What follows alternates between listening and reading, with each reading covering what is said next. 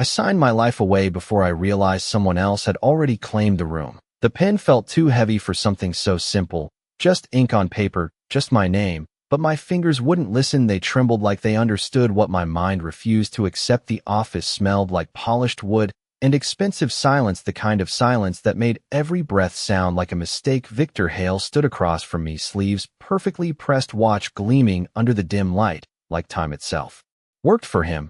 It's a simple agreement, Emily, he said, his voice smooth, almost the kind of kindness that comes with conditions. Marriage in exchange for your father's debt, cleared clean and legal. Legal, the word echoed in my chest like a joke, because nothing about this felt clean. My dad's voice from 2 hours ago still rang in my ears, shaky, desperate. Don't come, Emily, just forget about me. But I couldn't, I never could. I looked down at the contract again, pages of words that blurred together, until only one thing remained visible, my name at the bottom, waiting for me like a trap. You have 30 seconds, Victor added softly, and that was when I noticed the door behind me click, locked. I hadn't even heard it happen. My heart stuttered. I swallowed hard, trying to keep my voice steady.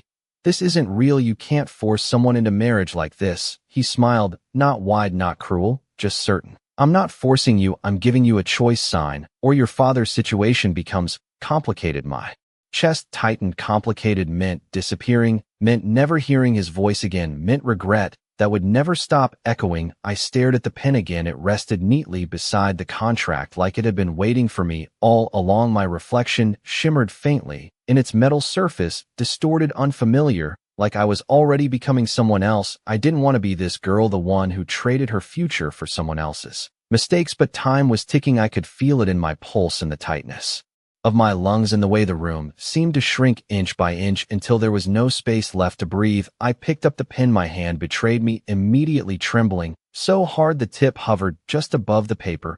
Good, Victor murmured, stepping closer. Not touching, just close enough that I could feel the pressure of his presence. You're doing the right thing. Right? Nothing about this was right, but I lowered the pen anyway. The moment the ink touched paper, something inside me went quiet, not broken, not shattered, just silent, like a door closing somewhere deep where I couldn't reach it anymore. I signed Emily Carter. The letters looked foreign, like they belonged to someone braver, or maybe someone weaker. I wasn't sure. A sharp sting brushed my finger. I hadn't noticed the small cut until a drop of red smeared slightly across the last letter of my name. Imperfect, permanent, real. And then for a second, everything stopped. No sound, no movement, just the faint hum of air conditioning and my own heartbeat, too loud, too fast, too alive. Done, Victor said, satisfied, reaching for the contract. But before his fingers touched it, another voice cut through the room, low, controlled, and impossibly calm. Interesting contract. The words weren't loud, but they didn't need to be. They carried something heavier than volume, something that made the air shift. I froze, my breath caught halfway in my chest, because that voice didn't belong here. It wasn't part of this deal. I turned slowly, every instinct screaming that I shouldn't, that whatever waited behind me would change everything. And it did. He stood near the far wall, half hidden in shadow, like he had always been there, like the darkness itself had shaped around him. Tall, broad shoulders, suit perfectly tailored, not a single detail out of place, except the way he watched everything, like it all already belonged to him. His eyes met mine, and for a second the room tilted, not because he moved, but because everything else seemed to fall away around him. Victor straightened instantly, the confidence in his posture cracking just enough to notice. Mr. Romano, I didn't realize. You didn't realize a lot of things, the man interrupted, stepping forward into the light. Adrian Romano, the name hit before the understanding did. Even I knew that name. Everyone did. The kind of power you didn't question, you just avoided. His gaze flicked briefly to the contract, then back to me, and something in his expression shifted, not softer, not kinder, just focused, like he had found something unexpected.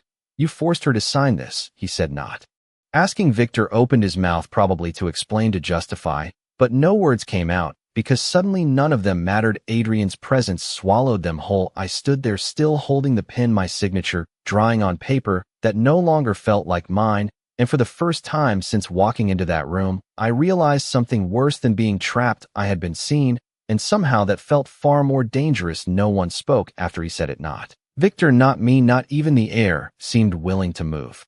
I could hear the faint ticking of a clock somewhere behind the walls, each second stretching too long, too loud. Adrian Romano stepped fully into the light, and everything shifted, not dramatically, not violently, just enough to make it clear that whatever rules had existed in this room no longer applied. His gaze moved from my face to the contract in Victor's hand, then back to me, slow, deliberate, like he was reading something written beneath my skin. "You forced her," he repeated, and this time it sounded less like a question and more like a verdict. Victor cleared his throat. The confidence he wore earlier, now carefully rebuilt, but thinner.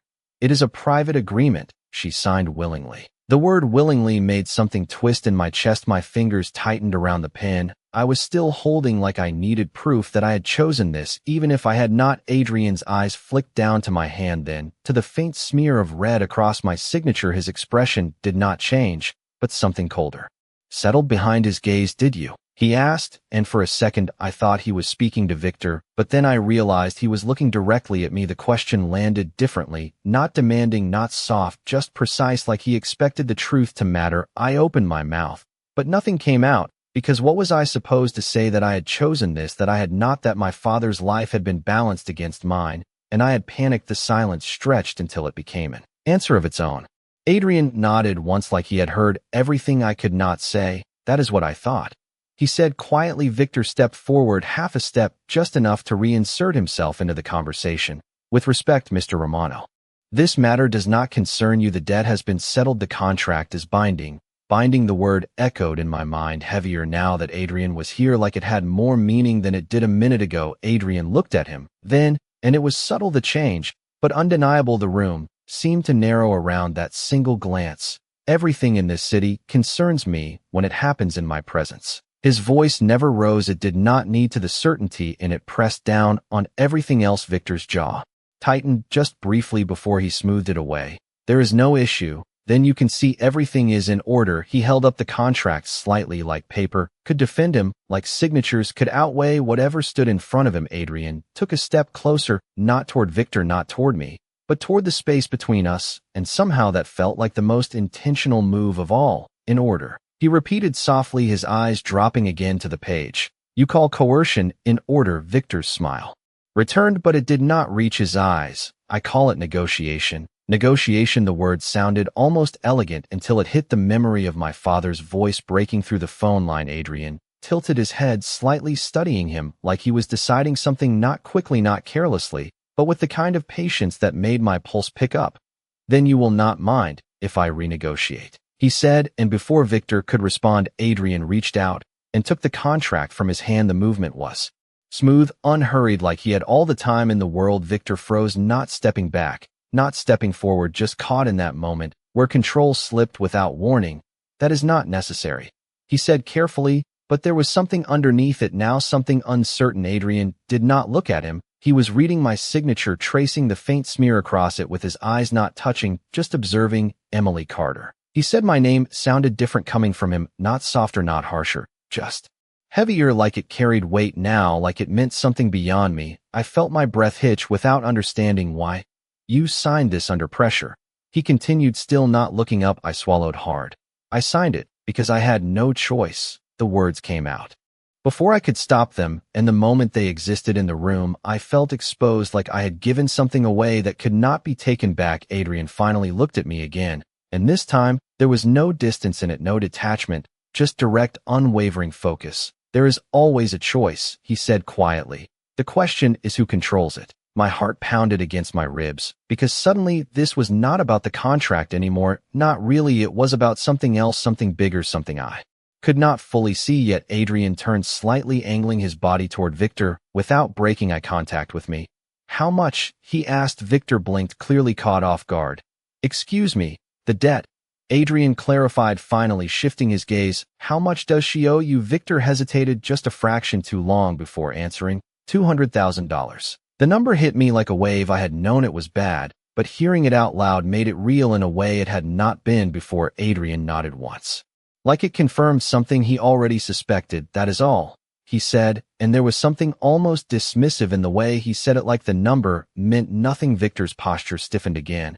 "It is not a small amount." Adrian's lips curved slightly, not into a smile, not quite, but enough to suggest the idea amused him. "It is to you," he replied. And then, without another word, he reached into his jacket, pulling out a phone, making a single call, his voice low, controlled, as he spoke a few quiet instructions I could not fully hear, but I caught one phrase clear enough. Transfer it now. My pulse quickened. I did not understand what was happening, not fully, but I felt it, the shift, the balance tilting in a direction I could not predict. Adrian ended the call and slipped the phone back into place, as if nothing significant had just occurred. Your debt is settled, he said simply. Victor stared at him, disbelief flickering across his face before he masked it. You cannot just. I already did. Adrian interrupted, and this time there was no softness in it, no room for argument, just finality. The silence that followed felt different from before, heavier, more certain, like something irreversible had just taken place. Adrian looked back at me then, and for a moment, everything else faded. The room, Victor, the contract, all of it reduced to background noise. You signed the wrong agreement, he said quietly, and my breath caught again, because I understood then, not everything, but enough. This was not freedom, this was not rescue, this was something else entirely, something I had not chosen, but somehow stepped into anyway. Adrian folded the contract, once precise, deliberate, then handed it back to Victor without looking at him. She does not belong to you, he said, and the words should have felt like relief. They should have lifted something off my chest, but instead they settled deeper, because the way he said it made one thing painfully clear. I did not belong to Victor anymore, but that did not mean I was free. The word free did not exist in that room. It hovered somewhere outside the walls, unreachable, like air behind glass. I stared at Adrian Romano, trying to understand what had just happened. 1 second I was trapped, the next I was, what exactly? Not saved, not safe, just moved from one side of the board to another. Victor let out a quiet breath, the kind people use when they realize they have lost something, but are still deciding how to react. If the debt is settled, then there is nothing more to discuss, he said carefully, his voice controlled again, but thinner, now stretched over something fragile. Adrian did not look at him. There is always something more to discuss, he replied, his tone unchanged, like this was not a negotiation anymore, but a correction. Victor's fingers tightened slightly around the folded contract. She signed it, he insisted. That does not disappear, because you paid her debt. Adrian finally turned his head just enough to acknowledge him, and that single glance was enough to quiet the room again. You are right, he said, and for a brief second I felt my stomach drop, because it sounded like agreement, like everything I had just hoped for was about to vanish. It does not disappear, he continued. It transfers. The word landed heavy, deliberate. Victor frowned, confusion breaking through his composure. Transfers to what? Adrian's eyes shifted back to me, and I felt it again, that strange pull, like gravity had changed direction. To me, he said simply. My breath caught the room, seemed to tilt slightly, and I realized I had been holding on to the idea that this was over, that once the debt was gone I could walk out of here, go back to my apartment, sit on my worn couch, and pretend none of this had happened. But that illusion cracked in that moment, sharp and final. You cannot be serious, Victor said, a hint of disbelief slipping through. Adrian ignored him completely, his attention fixed on me. You understand what you signed, he said, not unkindly, but not gently, either, just factual. I swallowed, forcing myself to speak. A marriage contract. The words felt heavier now, like they carried more weight than they had a few minutes ago. Adrian nodded once. Then you understand that agreements like this do not simply vanish, they change hands, they evolve. Evolve. The word sent a chill down my spine, because it sounded almost natural, like this was just how things worked in his world. I shook my head slightly, trying to ground myself. I did not agree to anything with you, I said, the small spark of resistance in my voice surprising even me. Adrian's gaze did not waver. No, he agreed. You did not. He took a step closer, and the space between us shrank just enough to make my pulse quicken. But you stood in a room where I was present, you signed a contract under my observation, and now your circumstances have changed. My heart pounded because his words were calm, but they carried something underneath them, something that felt inevitable, like a current pulling me forward whether I wanted it or not. That is not how consent works, I said, my voice steadier, now clinging to the logic I knew, the rules I had studied, the lines that should not be crossed. Adrian's expression shifted slightly, not amused, not annoyed, just interested. In your world, he said quietly. Perhaps the way he said it made it clear there were other worlds, other rules, ones I did not understand. Victor exhaled, sharply stepping back, now clearly realizing he had lost control of whatever this situation had been. This is not my concern anymore, he said, folding the contract tightly. The debt is paid, the rest is between you two. For the first time since Adrian had spoken, Victor looked almost relieved, like he was escaping something. He did not want to challenge Adrian. Gave a small nod, dismissing him without another glance. And just like that, Victor Hale, the man who had controlled everything 10 minutes ago, turned and walked out of the room, the door clicking shut behind him, leaving only silence and the sound of my own heartbeat. I stood there, still gripping the pen, like it was the only solid thing left in the world. Adrian did not move immediately. He watched me the way someone studies a puzzle, not impatient, not rushed, just waiting for the pieces to settle. You are thinking about leaving, he said after a moment, and the fact that he said it out loud made my chest tighten. Because he was right, I had already imagined it, grabbing my bag, running down the hallway, pushing through the doors into the cold night air, and not stopping until this building was miles behind me. I lifted my chin slightly, meeting his gaze. I am not thinking about it, I said quietly. I am going to do it. Adrian's lips curved again, that almost smile that never fully formed. You can try, he said, and something about the way he said it made the room feel smaller again, not trapped, not physically, but like the edges of my choices had narrowed without me noticing. I took a step back, instinctively testing the space between us. The distance felt wrong, like it was not enough, like he was still too close, even when he had not moved. You paid the debt. That does not mean you own me. I said the words firm, now stronger than I felt. Adrian's eyes darkened slightly, not in anger, but in recognition. Like he had expected that response. No, he said, it means I chose to involve myself. He paused just long enough for the weight of that to settle. And I do not make choices without intention. My breath caught again, because that was the part that felt dangerous, not the contract, not the debt, but the certainty in him, the way he spoke, like everything had already been decided before I even realized I was part of it. I glanced toward the door, calculating the distance, maybe 12 feet, maybe less. I could reach it in seconds if he did not stop me, if no one else was waiting outside, if this was still a normal world where doors led to freedom instead of something else entirely. Adrian followed my gaze, and for the first time, there was something almost human in his expression, something that looked like understanding. Go ahead, he said softly, and the permission startled me more than if he had refused.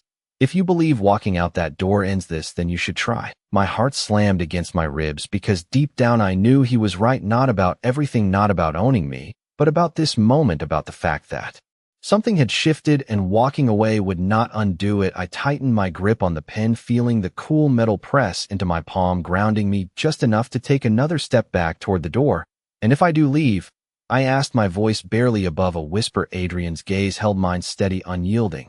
Then you will spend the rest of your life wondering why I let you, he said, and that answer was worse than any threat, because it did not sound like control, it sounded like certainty. And for the first time I realized I was not just afraid of staying, I was afraid of what leaving would mean. The word agreement stayed in the air long after he said it, like something invisible had been placed between us, waiting to be accepted or rejected. I looked at him, trying to find the angle, the trap, the hidden cost, because nothing about this felt simple, not anymore, not after everything that had already happened. You talk about choice like it is still mine, I said quietly, my voice steadier now, not because I was calm, but because something inside me had shifted from panic into focus. Adrian did not move. His gaze remained fixed on me, patient, controlled, like he had all the time in the world.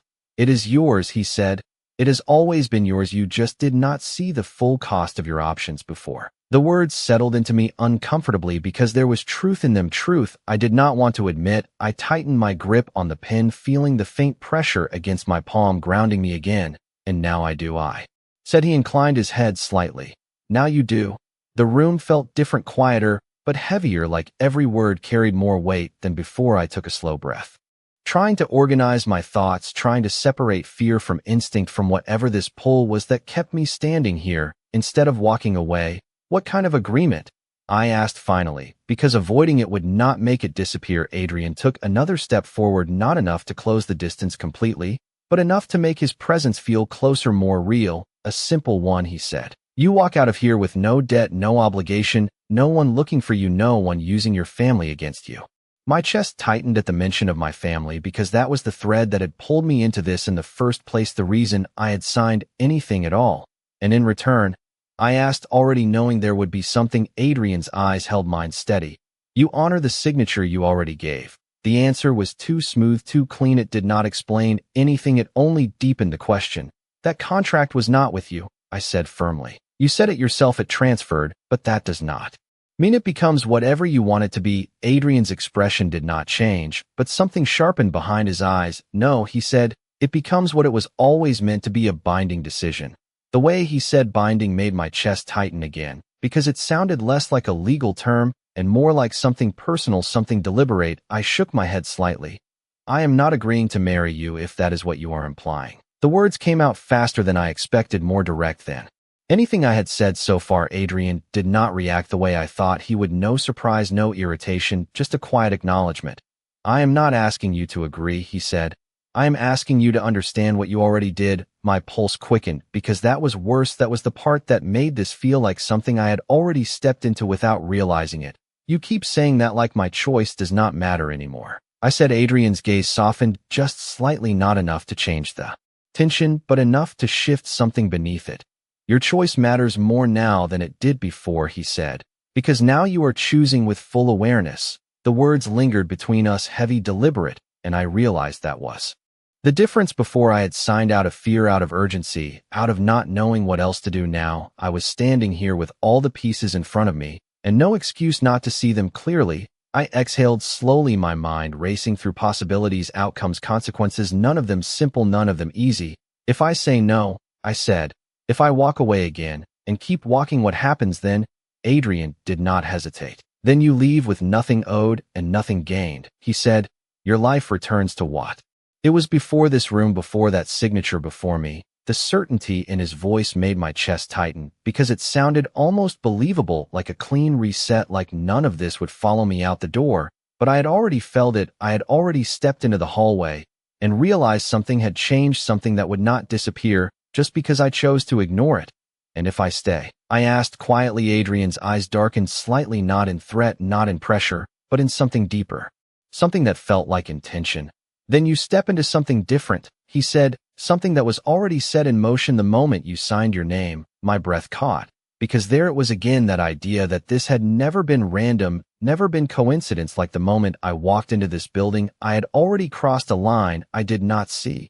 You talk like this was always going to happen, I said. Adrian held my gaze unwavering. I talk like you were always going to end up here one way or another. The words sent a chill down my spine because they felt too certain, too precise, like he had been watching a path I did not know I was on. I looked down at the pen again, at the faint trace of dried red along my finger, at the evidence of a choice I could not undo. And for the first time, I realized something that unsettled me more than anything else. I did not regret signing, not completely, not in the way I thought I would. What I felt instead was something more complicated, something that felt like standing at the edge of something unknown and realizing I was not entirely afraid of what was on the other side. I lifted my head, meeting his gaze again, my voice quieter now, but steady. Then tell me what I am really choosing. Adrian did not answer immediately. He studied me for a moment, like he was measuring something, weighing something, deciding how much to reveal.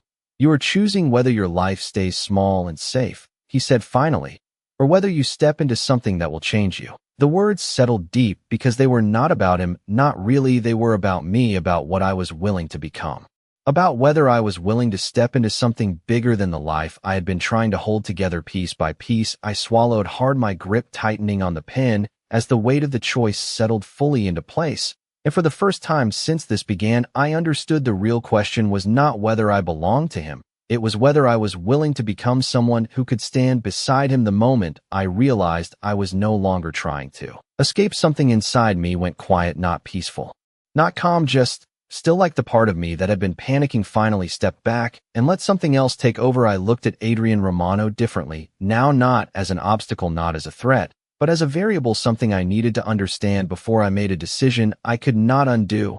A defined period of time, I repeated slowly, testing the words in my own voice. How long? Adrian did not hesitate. 90 days. The number landed heavier than I expected. Not forever, not permanent, but not insignificant either. 3 months, long enough to change something, long enough to become something else. I exhaled slowly. And during those 90 days, I just exist in your world, I asked. Adrian shook his head slightly. No, he said, you do not just exist, you observe, you learn, you adapt. The word adapt echoed back to what he had said before about me, about how I had handled the contract, about how I had made a decision under pressure, and for some reason that connection made this feel less like a trap and more like a test. I frowned slightly. And what exactly am I adapting to? Adrian's gaze remained steady. Control, he said simply.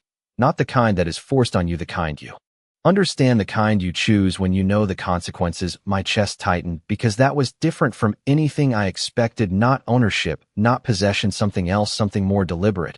And what do you get out of this? I asked, because there was always a reason, always something on the other side of an offer. Adrian was quiet for a moment longer than before, not avoiding the question, just considering it. Clarity. He said finally. The answer caught me off guard. Clarity about what? I asked. Adrian's eyes did not leave mine. About whether you are someone who belongs in a world like mine, or someone who walks away from it. The words settled into me heavier than they should have, because they made this feel like more than just an arrangement. It felt like a decision that would define something deeper than the next 90 days. I shook my head slightly. You talk like there are only two options, like there is no middle ground. Adrian inclined his head slightly. There is always a middle ground, he said, but it is where people get lost. The way he said lost made something shift in my chest again, because it sounded less like a warning and more like experience. I looked down at the pen in my hand, then back at him, my thoughts moving faster, now clearer, sharper than before. So what you are offering is not protection, not really. It is a chance to see something I would not normally see and decide if I can handle it. I said. Adrian nodded once. Yes. My pulse quickened because framing it that way made it feel less like a loss of control and more like a challenge, something I could step into or step away from on my own terms. And if I cannot? I asked quietly. Adrian's expression softened just slightly. Then you leave before it changes you. The honesty in that answer surprised me more than anything else he had said. There was no attempt to convince, no attempt to pull me in, just a clear line drawn between what this was and what it was not. I turned slightly, pacing one small step to the side, then back, the movement grounding me, helping me think. You said nothing from my past follows me forward. I said, that includes my father. Adrian's answer came immediately. It includes everything that was used to control you before this moment. My chest tightened because that was the part that mattered, the part that had driven every decision I had made so far. And you can guarantee that? I asked. Adrian's gaze did not waver. I do not offer anything I cannot guarantee. The certainty in his voice settled into me like something solid, something I could stand on even if I did not fully trust it. Yet I stopped moving, my eyes finding his again, the room feeling smaller, now not because I was trapped, but because the decision in front of me was finally clear. 90 days, I said slowly. And then I choose. Adrian nodded once. And then you choose. I let out a slow breath, my grip on the pen loosening until it finally slipped from my fingers and landed softly against the table. The sound quiet, but final, like something had been set down, something I no longer needed to hold on to. And during those 90 days, I continued, my voice steady, now grounded in something that felt like certainty. I am not owned, I am not controlled, I am there because I chose to be. Adrian's eyes held mine, and for the first time, there was something unmistakable in them, not just focus, not just control, but approval. Yes, he said, you are there because you chose to stay. The words settled into place, completing something that had been forming since the moment I signed my name. I nodded once, not to him, not entirely, but to myself, to the decision I was about to make, to the version of me that would walk out of this room different than the one who walked in. Then I need one more thing, I said. Adrian did not move, but his attention sharpened slightly. Name it. I met his gaze fully now, no hesitation, no uncertainty, just clarity. No lies, I said. If I am stepping into your world, I need to see it as it is, not as you want me to see it. The room went quiet again, not tense, not heavy, just still. Adrian studied me for a moment longer than before, like he was measuring the weight of that request before answering. You will see exactly what you are meant to see, he said. My brow furrowed slightly. That is not the same thing, I replied. Adrian's expression shifted just slightly, not evasive, not dismissive, just precise. It is the only version that matters. The answer was not perfect, it was not complete, but it was honest in its own way, and for some reason, that was enough. I exhaled slowly, the final hesitation leaving my chest as I straightened slightly, my shoulders settling into place. 90 days. I said again, this time not as a question, not as a test, but as a decision. Adrian nodded once, his voice quiet but certain. 90 days. And in that moment, I realized something I had not expected. When this began, I was not being taken. I was stepping forward. The city moved differently from inside the car, quieter, slower, like the noise of everything outside had been filtered into something distant. I sat back against the seat, my fingers resting lightly against my bag, as I watched the lights pass by one after another, reflections stretching across the glass and disappearing. Just as quickly as they came, everything felt temporary in motion except the decision I had just made that stayed solid in my chest, unmoving. Adrian sat beside me, not speaking, not watching me directly,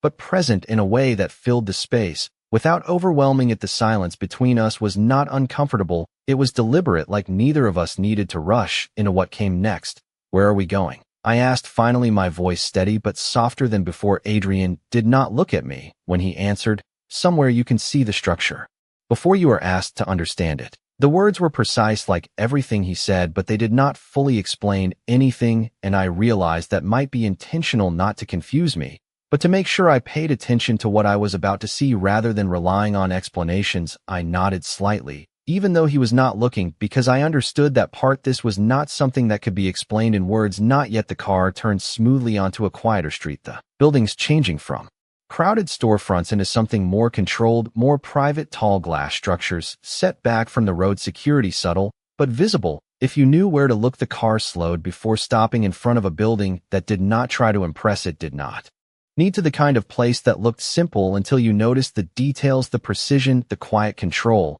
in every line. Adrian stepped out first, and I followed, the cool air brushing against my skin again, grounding me, reminding me that this was real, that I was here, not imagining any of it. He moved toward the entrance without hesitation, and I kept pace beside him, the doors opening before we reached them, like our arrival had already been accounted for. Inside, the space was quiet but not empty.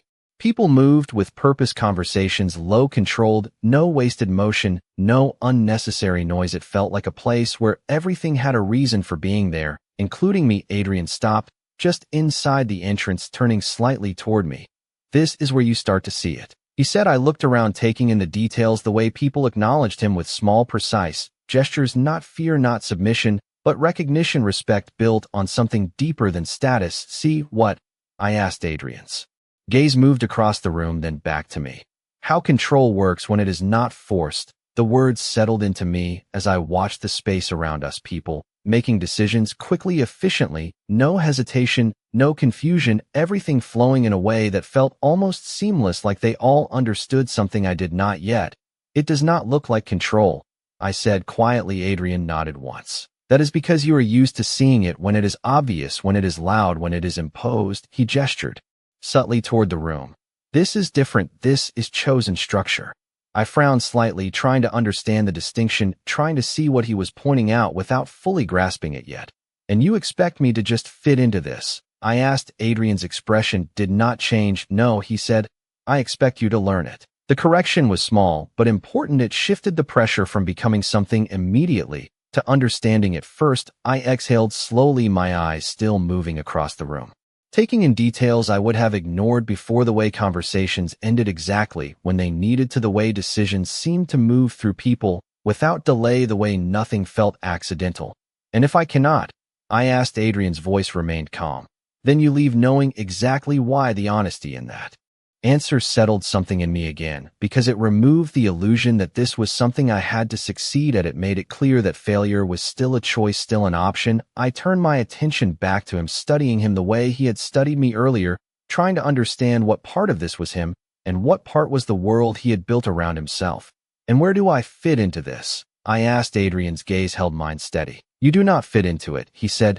"Not yet." The words should have felt like rejection, but they did not. They felt like truth, like a starting point instead of a conclusion. "Then what am I doing here?" I pressed. Adrian took a step forward, and I followed without thinking, the movement natural now, almost instinctive. "You are here to see if you can stand in it without losing yourself," he said. The answer lingered in my mind as we moved deeper into the building, past rooms that felt more private, more controlled, until we reached a space that was quieter than the rest. A room with a large window overlooking the city, lights stretching out below us. Adrian stopped near the glass, and I joined him, standing side by side, the distance between us close, but not restrictive. "Look at it," he said. I followed his gaze. The city spread out in front of us, familiar streets, unfamiliar from this height, everything smaller, everything more connected than it seemed from the ground. "That is your world," he said softly. "This is mine." I glanced at him, then back at the city, the contrast Clear the distance between the two, not just physical, but something deeper, something that could not be measured in miles. And for 90 days, he continued, you stand between them. My chest tightened slightly because that was the part that mattered, not choosing one or the other yet, but learning how to exist in both without being pulled apart by either one. I let out a slow breath, my reflection faint in the glass layered over the city lights beyond, and for the first time I saw it clearly, not just the choice I had made, but the position I was in, not outside, not inside, but somewhere in between, and I realized that might be the most dangerous place to stand. The moment he said, I had already started, something in me settled into place, not fully understood, not completely defined, but present like a line I had crossed without realizing it. I moved further into the room, my steps slower, now not hesitant, but intentional, my eyes scanning everything with a different kind of attention. I was no longer just looking, I was observing the way he had said, the way details connected, the way silence carried as much meaning as words. So what is the first thing I am supposed to notice? I asked, my voice quieter, but sharper now. Adrian remained where he was, near the window, his posture unchanged, but his attention fully on me. That nothing here is accidental.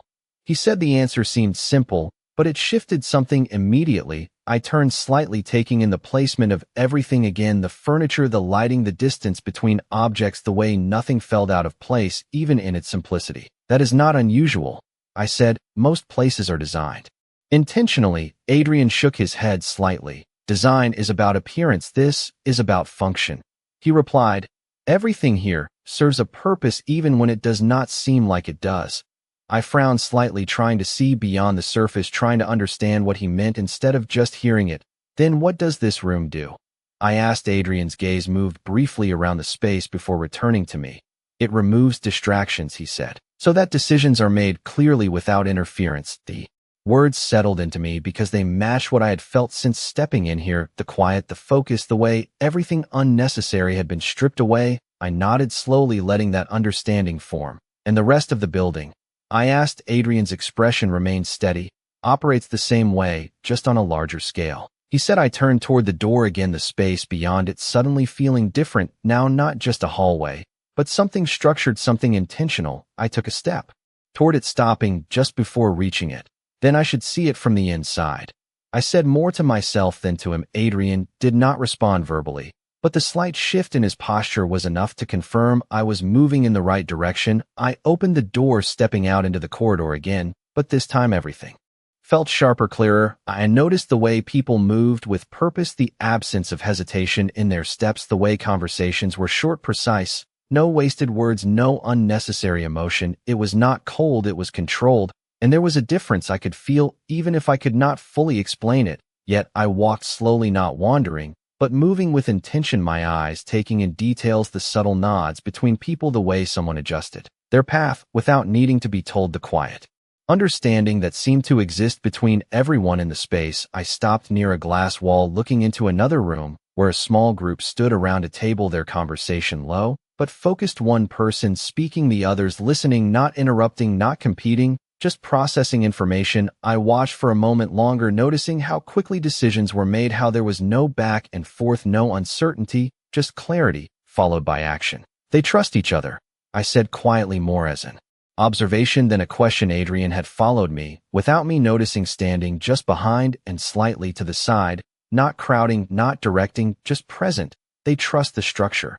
He corrected. The distinction mattered. I could feel it immediately. Trust in people could shift, change, break. But trust in a system, in a way of operating that was something different, something more stable. I nodded slowly, taking that in. And you are the center of that structure, I said. Adrian's expression did not change, but there was something in the way he held my gaze that confirmed it without needing words. I am part of it, he said. The answer was careful, precise, and I realized that was intentional too. This was not about him alone. It was about everything connected to him, everything that moved because of him, and yet did not depend entirely on him. I turned back to the room in front of me, watching the group finish their discussion. The decision made the moment complete, and just like that they moved on. No hesitation, no second guessing, just action.